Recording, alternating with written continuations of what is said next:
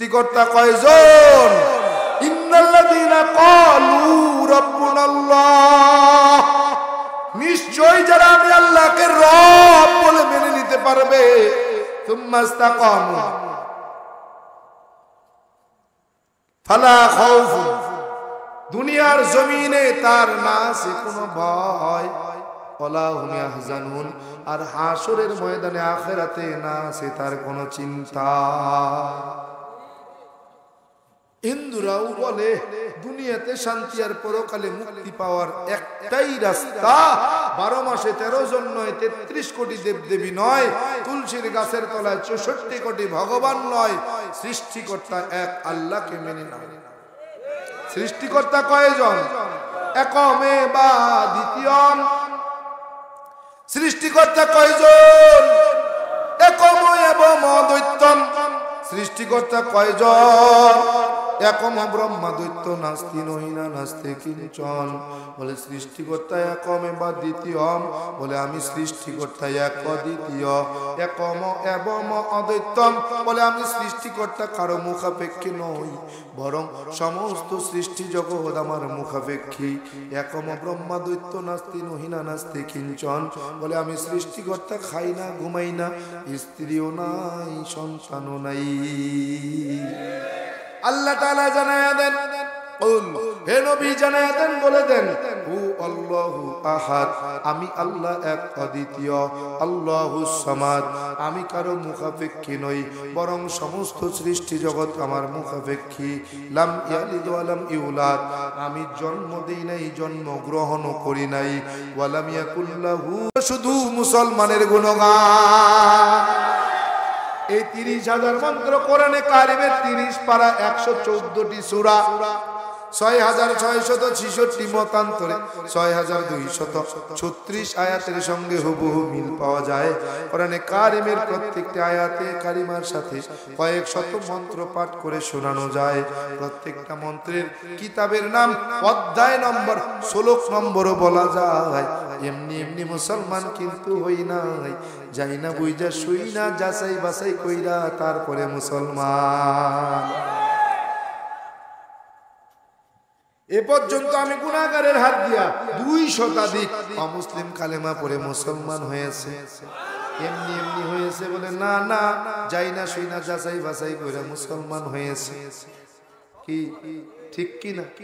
আরে অপেক্ষা করতে থাকেন, যা শুরু করছে আপনাকে পণ্ডিত পুরোহিতরা, শেষ পর্যন্ত কি হিন্দু খুঁজে পাওয়া যাবে কি না আশঙ্কা হচ্ছে। এক পণ্ডিত গোপালগঞ্জের মধ্যে আইসা কীর্তনের ময়দানে বলতেছে, সঞ্জয় বাবু, দুনিয়াতে যেমন শান্তি নাই, স্বর্গের মধ্যেও শান্তি নাই। চিন্তা করা যায় কত বড় তার ছেড়া। কয় স্বর্গে বলে শান্তি, দুনিয়া তো শান্তির জায়গা, এটা সবাই জানে। কি এটা মুমিনদের জন্য জেলখানা, কাফেরদের জন্য বালাখানা, এটা সবাই জানি আমরা। তো জান্নাতটা তো আরামায়েশের জায়গা। কি জান্নাত হলো মুমিনদের জন্য বালাখানা, জাহান্নাম হলো কাফেরদের জন্য আযাবখানা। কি এখন কইতেছে পণ্ডিত বলে, সঞ্জয় বাবু, দুনিয়াতে যেমন শান্তি নাই, স্বর্গেও তেমন শান্তি নাই। স্বর্গে একটা সমস্যা। বলে কি সমস্যা? বলে সঞ্জয় বাবু, আপনি 18 বছরের যুবক হয়ে স্বর্গে প্রবেশ করবেন। 18 বছর থেকে আপনি স্বর্গ প্রবেশ করার পরে আপনার পেটে প্রচন্ড ক্ষুধা থাকবে, ক্ষুধার যন্ত্রণায় আপনি খেতে চাইবেন, স্বর্গের দেবতারা আপনাকে খেতে দেবে না। ক্ষুধার্ত অবস্থায় স্বর্গের দেবতারা আপনাকে যা খেতে দেবে, আপনাকে তাই খেতে। পানি পিপাসায় আপনি ছটফট করতে থাকবেন, পানি পিপাসা মিটানোর জন্য আপনি সরোবরে যাবেন, সরোবরের শ্রী স্রোত ধারা থেকে এক ফোঁটা জল তুলে আপনি খেতে পারবেন না। বলে সঞ্জয় বাবু, ক্ষুধার যন্ত্রণা সহ্য না করতে পেরে গাছের ফল ছুটায় খেতে চাইবেন, গাছের ফল ছুটায়ও খেতে পারবেন। বলে সঞ্জয় বাবু, আরো একটা অসুবিধা।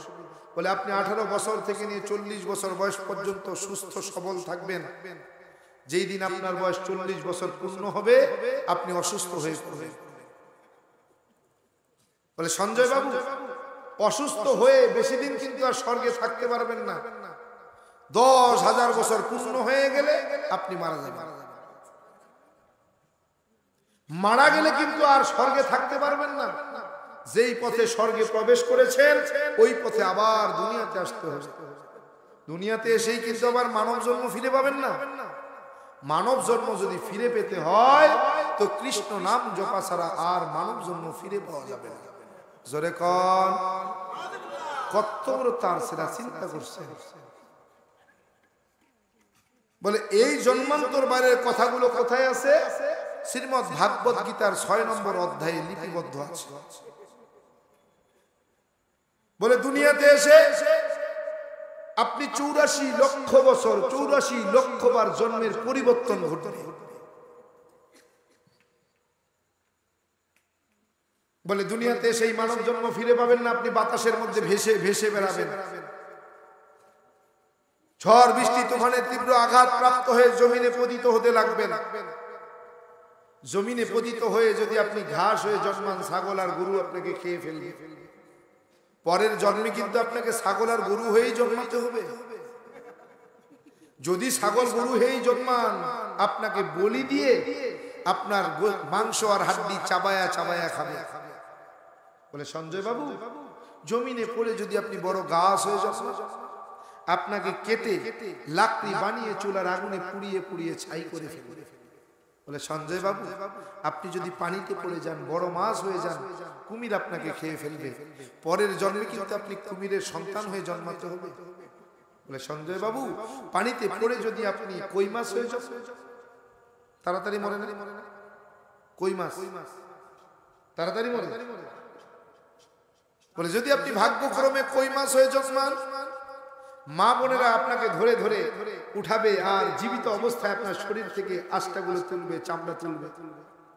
আপনি 1000 বার অনুরোধ করবেন, মাগো ওই ধারালো বটি আমার গলায় লাগাবে না।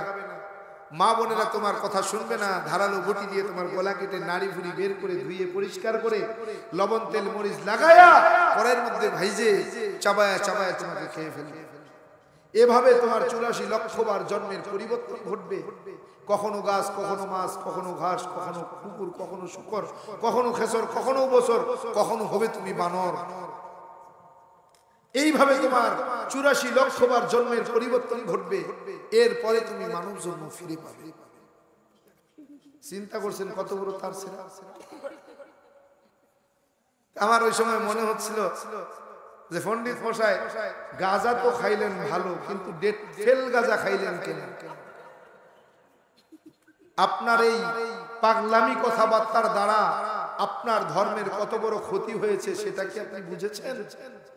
অথচ তার ধর্মগ্রন্থ বলছে স্বর্গ এমন একটা জায়গা যেটা আরামায়েশের জায়গা, যেখানে একবার প্রবেশ করলে আর বের হতে হয় না, যেখানে ক্ষুধার যন্ত্রণা থাকে না, যেখানে গাছের ফল ছিঁড়ে খাওয়ার জন্য অনুমতি লাগে না, যেই স্বর্গের মধ্যে নহর নদী আছে, পানি ওই সেই সরোবর আছে, সেই সরোবরের পানি হবে এত মিষ্টি, এত সুস্বাদু, এত স্বচ্ছ, বলে এত পরিষ্কার হবে, যেটা এত পরিষ্কার হবে এটা খাবে তারা, পান করবে, ব্যবহার করবে, কোনো কষ্ট হবে না।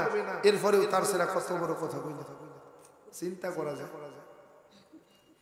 বাবার কাছে গিয়ে বলতেছিলাম, বাবা আপনি আমারে পণ্ডিত বানাইছেন, কেন পণ্ডিত বানাইলেন? বলে বাবা আমি চিরকাল থাকবো না, আমার অবর্তমানে আমার দায়িত্ব পালন করার জন্য তোমারে পণ্ডিত বানাইছি। বললাম বাবা পণ্ডিত হতে গিয়ে আমি যা পড়লাম আপনিও কি তাই পড়েছেন? বলে হ্যাঁ।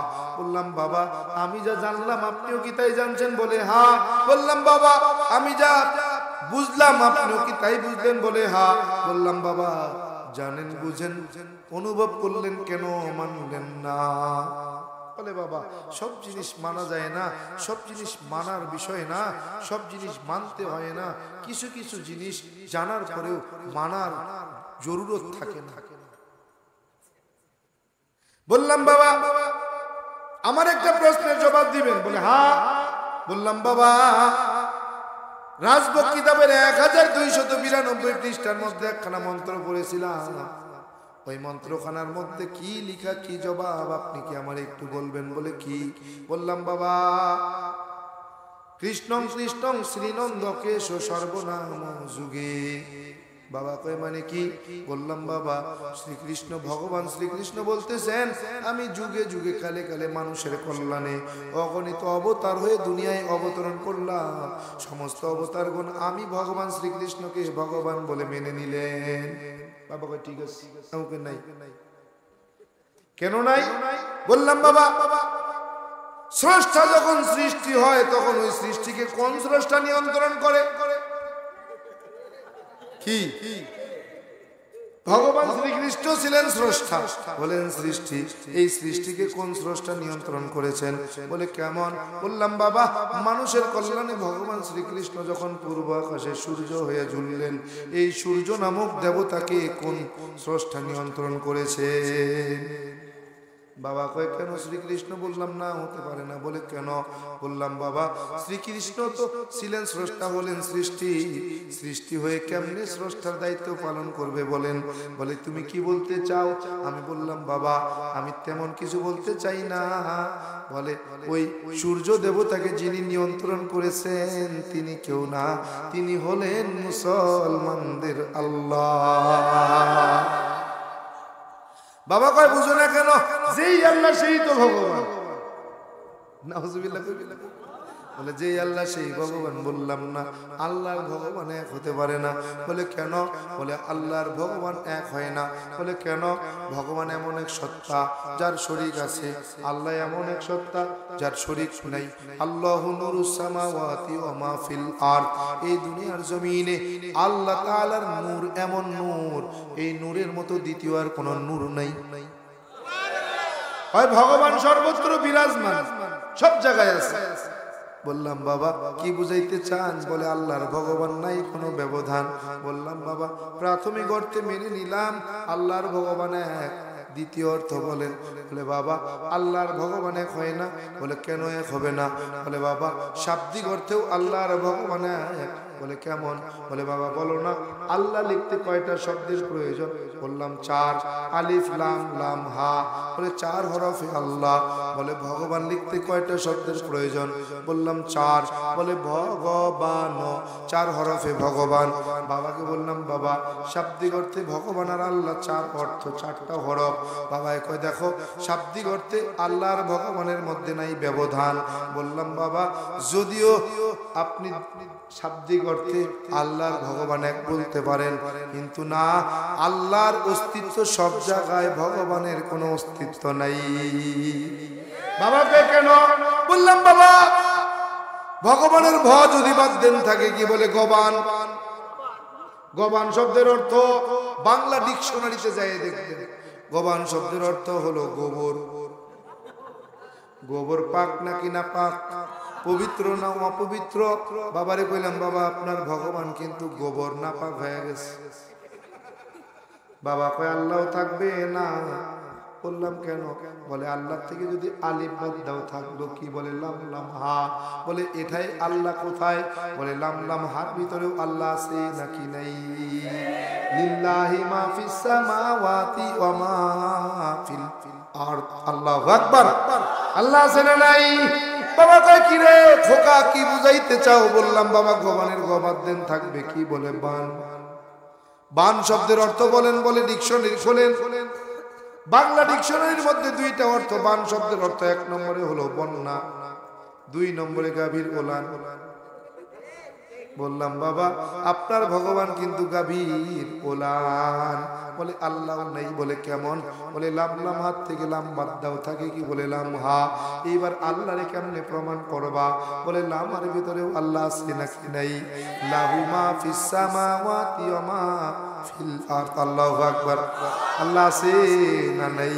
বললাম বাবা বানের বাদ দেন থাক কি? বলে ন। ন শব্দের অর্থ বাংলা ডিকশনারি খোলেন, ন শব্দের অর্থ 2টা। বলে 1 নম্বরে আমরা যখন গ্রামের ভাষায় গণনা করি 5 6 7 8 9 10, 1 নম্বরে গণনার নয়, 2 নম্বরে নাই। তার মানে ভগবানের কোনো অস্তিত্ব নাই, আল্লাহর অস্তিত্ব সব জায়গায়। বলে কোথায়? বলে লাম যদি বাদ দিয়ে থাকলো কি? বলে হার ভিতরে কোথায়? আল্লাহ আছে না নাই? ওয়াল্লাহুল্লাযী লা ইলাহা ইল্লাহু। আল্লাহু আকবার। আল্লাহ আছে না নাই? আল্লাহ এখনো আছে। বাবা কই কি বলতে চাও? বললাম বাবা কিছুই বলতে চাই না, জানার জন্য আসছি, জানতে চাই। বাবা কই কি জানতে চাও? বললাম বাবা আল্লাহর ভগবান এক নয়। বলে কেন কেন আল্লাহর ভগবান এক নয়? আল্লাহর ভগবান এক।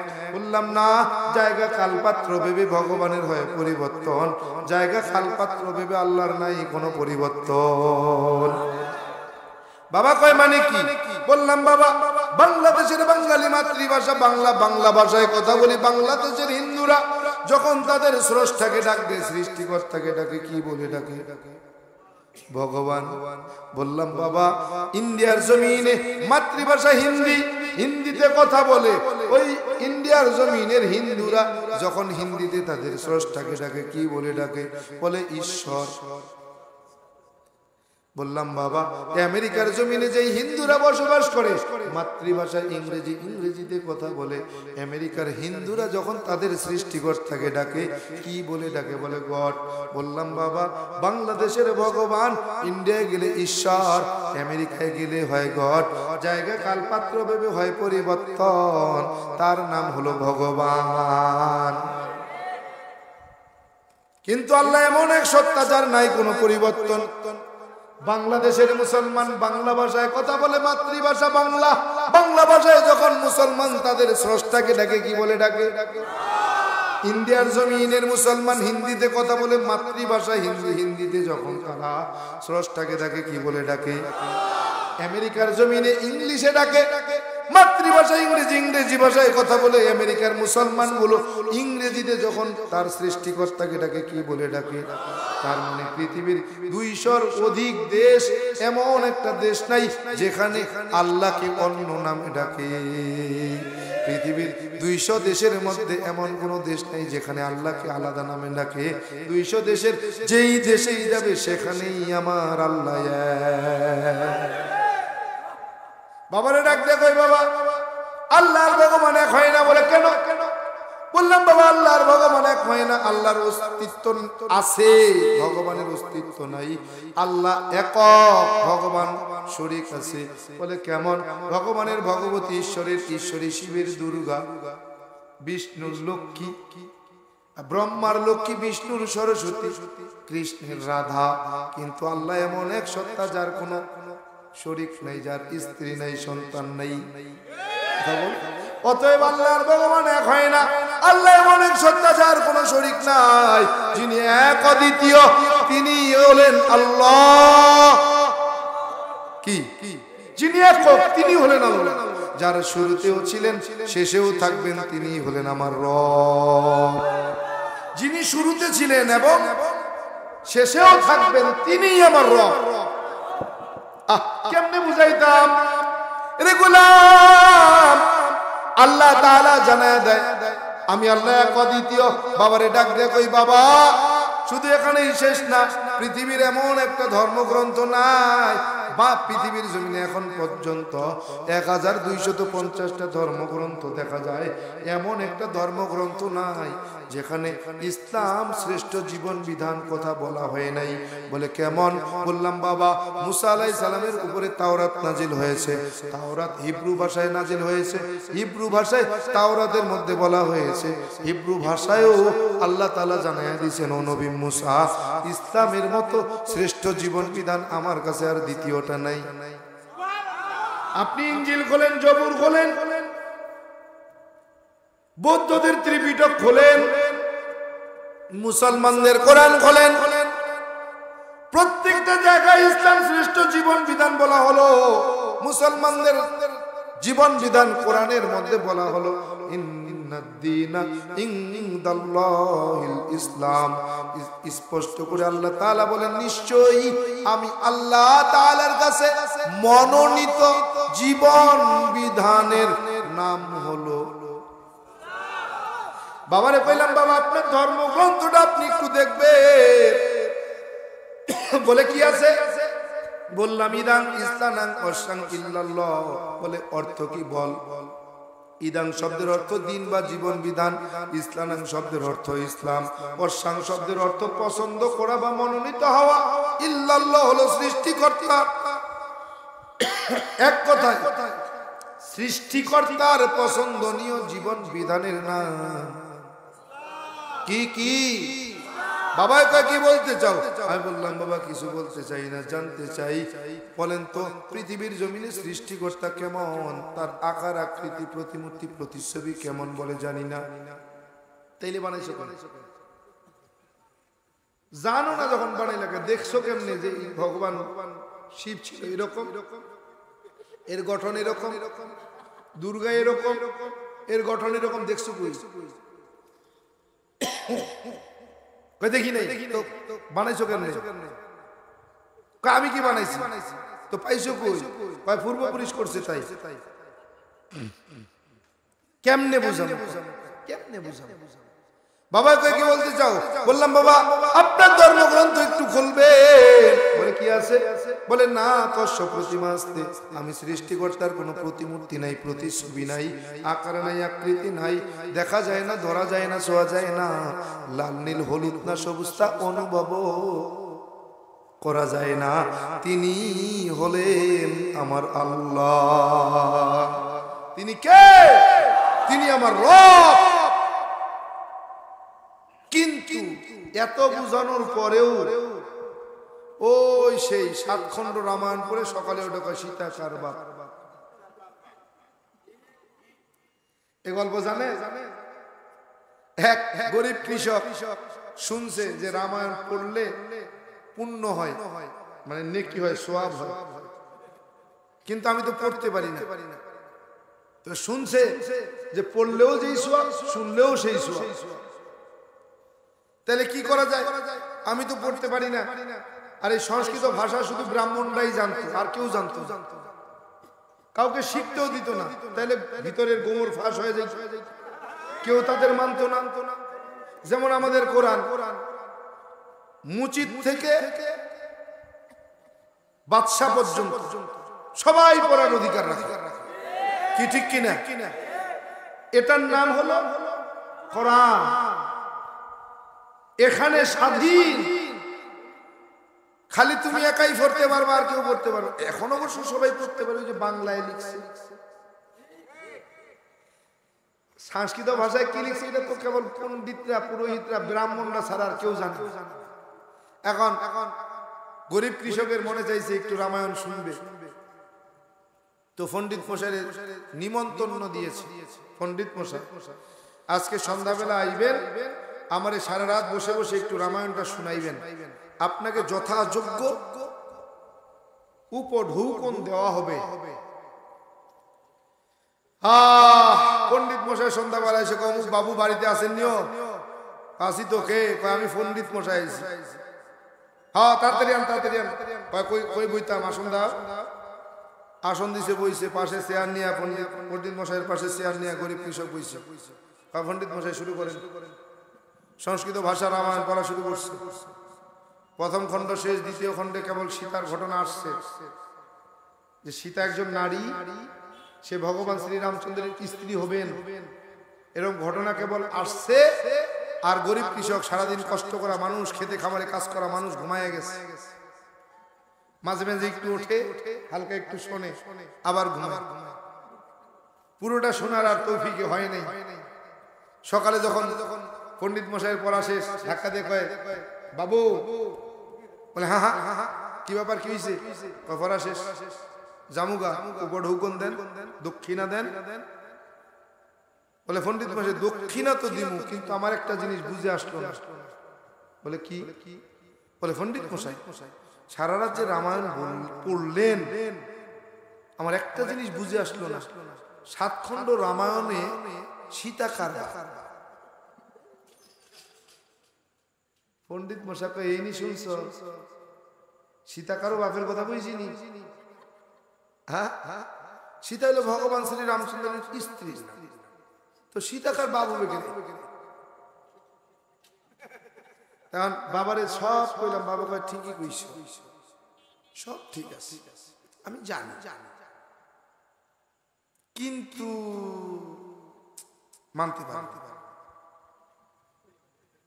সালিশ যাই করো, তাল গাছ, এই তাল গাছ দিতাম না, সালিশ করে তুমি সব নিয়ে যাও, তাল গাছটা ছুঁয়ে যাও।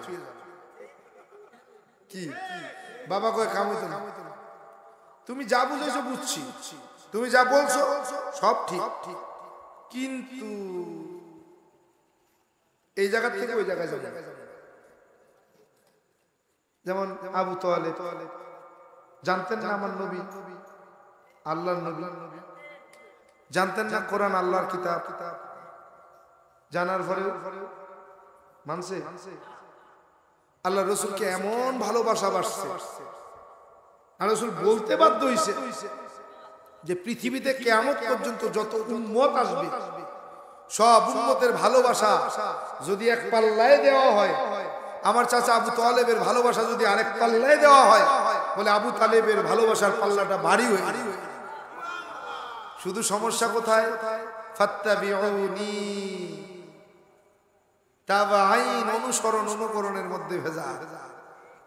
বলে আল্লাহর নবীর চাচা আল্লাহর নবীকে এত ভালোবাসছেন, শুধু অনুসরণ আর অনুকরণ করেন না। ইন্তেকালের মুহূর্তে আল্লাহ রাসূল বলতেছেন, ইয়া আবা মান ক্বালা লা ইলাহা ইল্লাল্লাহু মুহাম্মাদুর রাসূলুল্লাহ। ও চাচা যান, অন্তিম মুহূর্তে আপনি শুধু একবার পড়েন লা ইলাহা ইল্লাল্লাহ মুহাম্মাদুর রাসূলুল্লাহ মুখলিসান ফাদাখালাল জান্নাহ। আমি রাসূল, আমি মুহাম্মদ ওয়াদা করলাম কাল হাসরের ময়দানে আপনাকে না নিয়া আমি মুহাম্মদ জান্নাতে যাব। পড়ছেনি? আবু জহেল কয় ভাতিজার নতুন ধর্ম গ্রহণ করে বাপ দাদার ধর্ম কলঙ্কিত করবেনি? নেতৃত্ব দিছ এতদিন বাপ দাদার ধর্মের উপরে, এখন কি সেই নেতৃত্ব হারাবা, কলঙ্কিত করবে রাজনীতি? এই যে আমাকে বুঝেন না, আমাকে আবু তালেব ফরেন আল্লাহ রাসূল বলতেছে, চাচা বুঝছি, আমি যে আপনার ভাতিজা, আপনি যে আমাকে নবী স্বীকার করতে আপনার একটু লজ্জাবোধ হচ্ছে, এটা আমি বুঝছি। ঠিক আছে, আমাকে নবী বলার প্রয়োজন নেই, আমি আপনার ভাতিজাই থাকি। মান ক্বালা লা ইলাহা ইল্লাল্লাহ মুখলিসান ফাদাখালাল জান্নাহ।